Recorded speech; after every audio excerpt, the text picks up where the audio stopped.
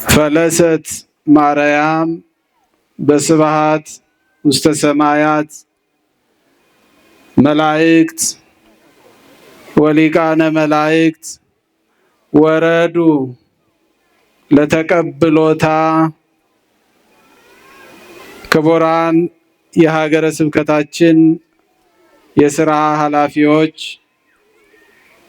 ክቡራን የአድባራትና የገዳማት አስተዳዳሪዎች፣ የተከበሩ መጋቤ አእላፍ ቀሲስ ሙሉጌታ የደብሩ ዋና አስተዳዳሪ፣ ሊቃውንተ ቤተ ክርስቲያን፣ በዚህ የተሰበሰባችሁ የወላዲት አምላክ የድንግል ማርያም ወዳጆች፣ በዝማሬ የምታገለግሉ የሰንበት ተማሪዎች፣ ምዕመናን ሁላችሁም እንደምን አረፈዳችሁ?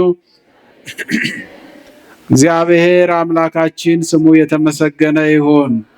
እንኳን አደረሳችሁ።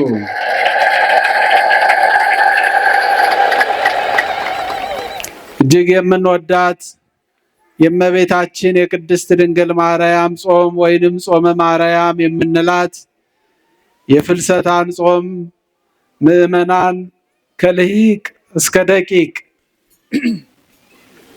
ሕፃናት፣ አዋቂ፣ ወጣት፣ ሽማግሌ ሁሉም በፍቅር ሆኖ የሚጾመው ታላቅና ተወዳጅ ጾም ነው።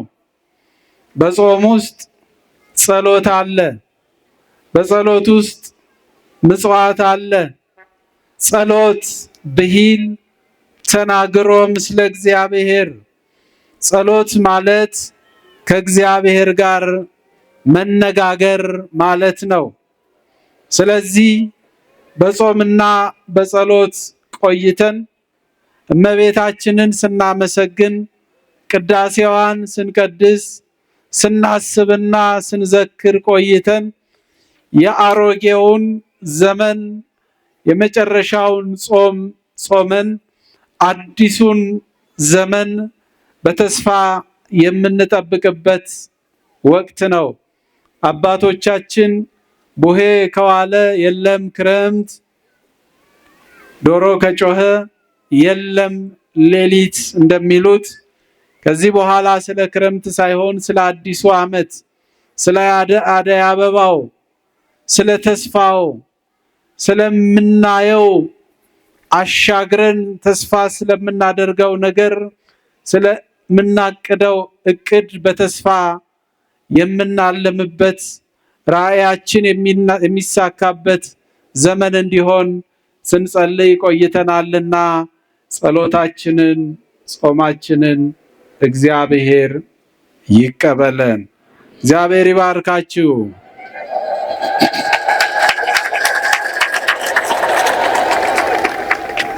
መቼም ጾም እንዴት ነበር፣ ጸሎት እንዴት ነበር ተብሎ አይጠየቅም። የጾምና የጸሎት ምስጢር ማንኛውም ሰው ከእግዚአብሔር ጋር ብቻ የሚነጋገርበትና ሐሳበ ልቡናው እንዲፈጸም የሚጠይቅበት፣ የተቆለፈው ነገር የሚፈታበት፣ የራቀው ነገር የሚቀርብበት፣ የተበተነው የሚሰበሰብበት፣ የታጣው የሚገኝበት፣ ከእግዚአብሔር ጋር ህብረት አድርጎ በምስጢር የሰው ልጅ የሚነጋገርበት ትልቁ መሳሪያ ጾምና ጸሎት ነው። አንድ ታሪክ ነግራችሁና ወደ ዕለቱ መልእክት ገባለሁ። ትንሽዬ ፎከር አውሮፕላን ከአንድ ቦታ ተነስታ ወደ ሌላ ቦታ ትሄዳለች። በአውሮፕላን ውስጥ 6 ሰዎች ተቀምጠዋል። ፓይለቱ ክርስቲያን ነበረ። ጉዞ ከመጀመራቸው በፊት ሁላችንም ተነስተን ጸሎት እናድርግ አለ አብራሪው፣ ካፒቴኑ። ሁሉም ለጸሎት ተነሳ። ከመካከላቸው 6ኛው ሰው ፈላስፋ ነበረ። ፍልስፍናው እግዚአብሔርን አሳጥቶታል። እግዚአብሔር የለም ብሎ የሚያምን ሰው ነው። በታሪክ ብዙ ሰዎችን ታውቃላችሁ። በኮሚኒስት ዘመንም ከዛ በፊትም እግዚአብሔር የለም ያሉ ሰዎች አሉ። እግዚአብሔር አለ፣ እነሱ ግን የሉም። እግዚአብሔር ስሙ የተመሰገነ ይሁን።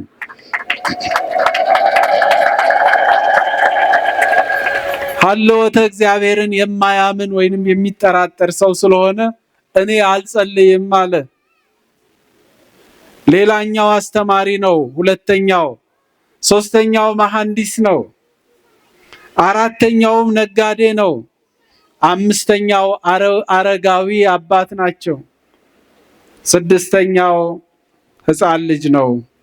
ሁሉም ተነስተው አምስቱ ሲጸልዩ ስድስተኛው ሰው አያስፈልገኝም ጸሎት አለ። አምስቱ ጸለዩ። ምን ብለው ጸለዩ? ጌታ ሆይ በሰላም እንዳስነሳህን በሰላም ደግሞ ያሰብንበት ቦታ አድርሰን ብለው ጸለዩ። በሰላም አድርሰን ማለት እንዴት ግሩም ነበር! አንድ ጊዜ መኪናዎች ላይ እንዲሁ ከኋላ ሆነን ስናያቸው ቅዱስ ገብርኤል ይከተለን እግዚአብሔር ይምራን የሚል ጸሎት መኪና ላይ ተለጥፎ እናያለን። ጥሩ ነው። እግዚአብሔር ይምራ ይከተል ብቻ ሳይሆን እግዚአብሔር ከፊት ይሁን። እግዚአብሔር ከፊት ይምራችሁ። እግዚአብሔር የመራው ሰው አይወድቅም።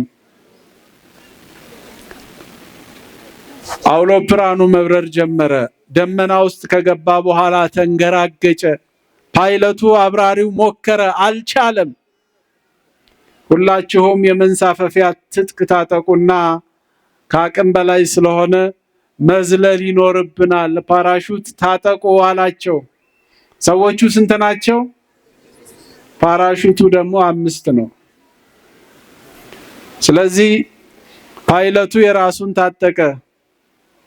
ሁለተኛው አስተማሪ ነው። እኔ ለብዙ ሰዎች የእውቀት ምንጭ ስለሆንኩኝ መትረፍ አለብኝ ለተማሪዎቼ ብሎ ታጠቀ።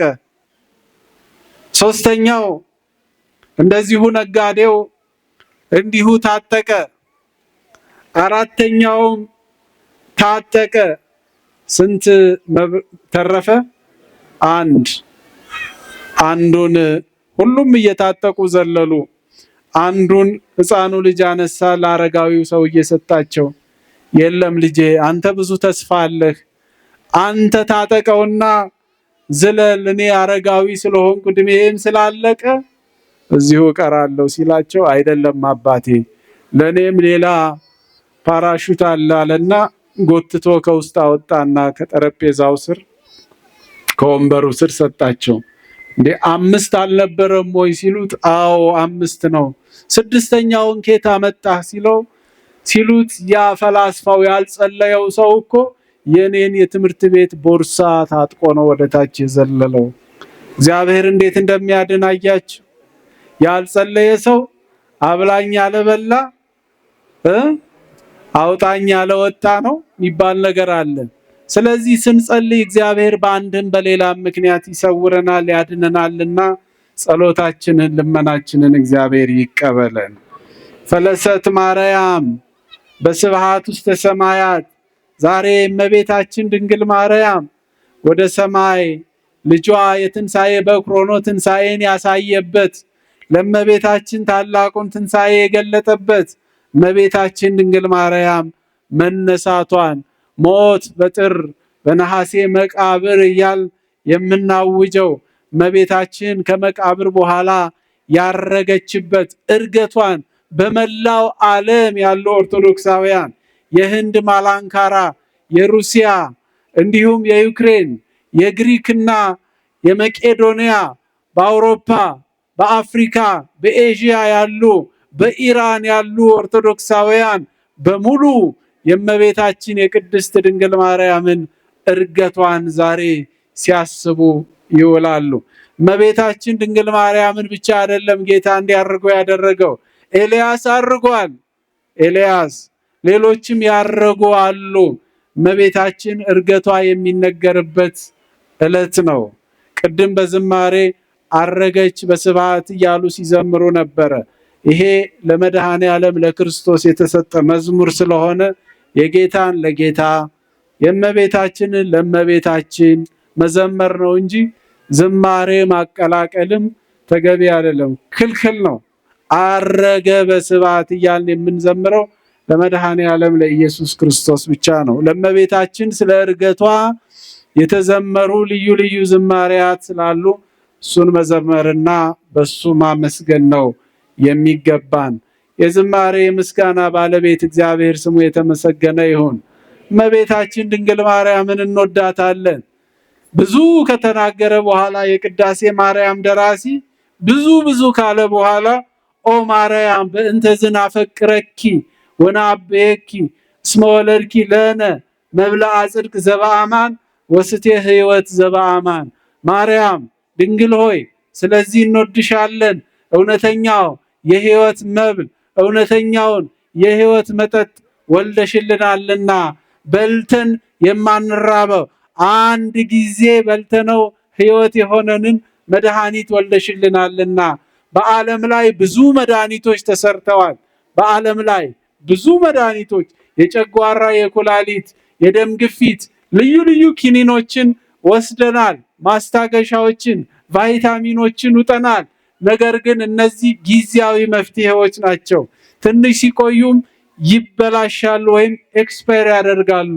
ኤክስፓየር ማያደርገው የዛሬ 2000 ዓመት በቀራንዮ ተራራ ላይ ማርያም ድንግል ወልዳ የሰጠችን አማናዊው መብልዐ ሕይወት አማናዊው ስቴ መድኃኒት ኢየሱስ ክርስቶስ አንድ ጊዜ በልተን የማያስርበን አንድ ጊዜ ተቀብለነው ሕይወት የሚሆነን መድኃኒትን ወልደሽልናልና ማርያም ሆይ ስለዚህ መድኃኒትን ስለወለድሽልን እናመሰግንሻለን፣ ከፍ ከፍ እናደርግሻለን እያለ አመስግኗታል። እመቤታችን የመድኃኒት እናት ናት። አንቲ ውእቱ መሶበ ወርቅ ንጹሕ እንተ ውስቴታ መና ህቡእ ህብስት ዘወረደም ሰማያት። ከሰማይ የወረደው ህብስት ከሰማይ የወረደው እውነተኛው አማናዊው መብል ኢየሱስ ክርስቶስ የተቀመጠብሽ መሶበ ወርቅ። መሶበ ወርቁ ድንግል ማርያም ናት። መናው ልጇ ኢየሱስ ክርስቶስ ነው። አንቲ ውእቱ ማዕጠንት ዘወርቅ ጽናው እመቤታችን ድንግል ማርያም ናት። አዎ ፍሙ መድኃኒት ኢየሱስ ክርስቶስ ነው። እሳት የሆነው ሕይወት የሆነው መድኃኒት የሆነው ድህነት የሆነው ቤዛ የሆነው ከአቤል ጀምሮ እስከ በራኪው ልጅ እስከ ዘካርያስ ድረስ ብዙ ደም ፈሶ ነበረ።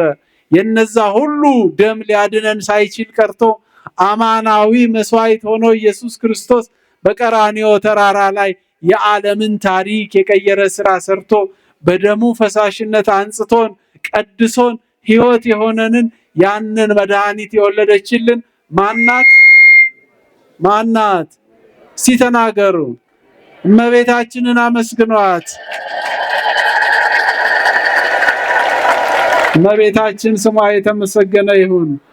ብናመሰግንም ባናመሰግንም እንመሰገነው እኛ ነን። ቅዳሴ ማርያም መጨረሻው ላይ ቅዳሴ ማርያምን የሚቀድሰው ካህን እመቤታችንን የሚቀድስ እንዳይመስለው የሚቀደሰው ራሱ ነው ይላል። ቅዳሴ ማርያምን የቀደሰው ካህን እንዳይታበይ እኮ ነው። ዛሬ ቅዳሴውን አሳመርኩት በእዝል ዜማ በግዕዝ ዜማ በድርቡ እንዲህ አርጌ ቀደስኩኝ ብሎ እንዳይመካ ራሱ ነው የተቀደሰው፣ እመቤታችንን አይደለም። ራሱ ነው የተመሰገነው ነው። እመቤታችንን ስናመሰግን ስናጨበጭብ እልል ስንል የምንቀደሰው የምንባረከው እኛ ነንና የሕይወት ባለቤት የሰላም ንጉሥ መድኃኒታችን ኢየሱስ ክርስቶስ እንኳን ለዚህ ሰዓት አደረሰን። እንኳን ጾሙን ፈታላችሁ። እንኳን ለዚህ ቀን ደረስን።